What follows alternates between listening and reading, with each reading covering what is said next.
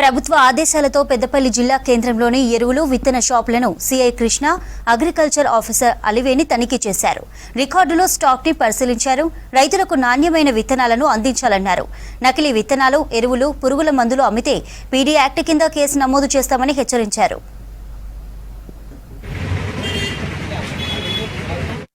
అమ్ముతా ఉంటే అలాంటి ప్లేసులలో కూడా మనం తనిఖీలు నిర్వహించడం జరుగుతుంది. ఎవరైనా తప్పిదారిపోయి హెచ్డి కాటన్, ముఖ్యంగా రైతులు అట్రాక్ట్ అయ్యేది మన పెద్దపల్లి మండలంలో వ్యవసాయం, ముఖ్యంగా వరి మరియు పత్తి పంటలు రెండవ పంట పత్తి పంట పండించబడుతుంది.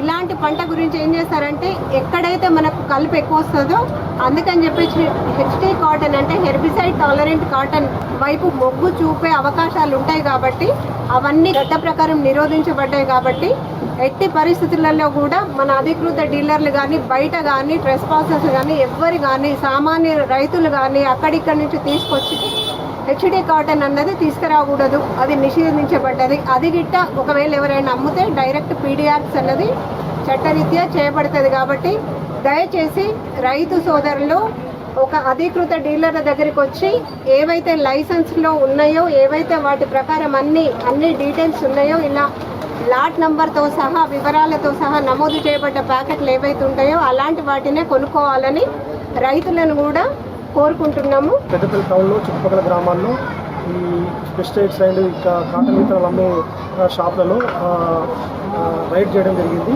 ఇందులో మేము మా ముఖ్య ఉద్దేశం అంటే వీళ్ళు ఫేక్ సీడ్ కానీ, హెచ్డి కాటన్ కానీ, స్పూరెడ్ సీడ్ అమ్మకుండా నిరోధించడము.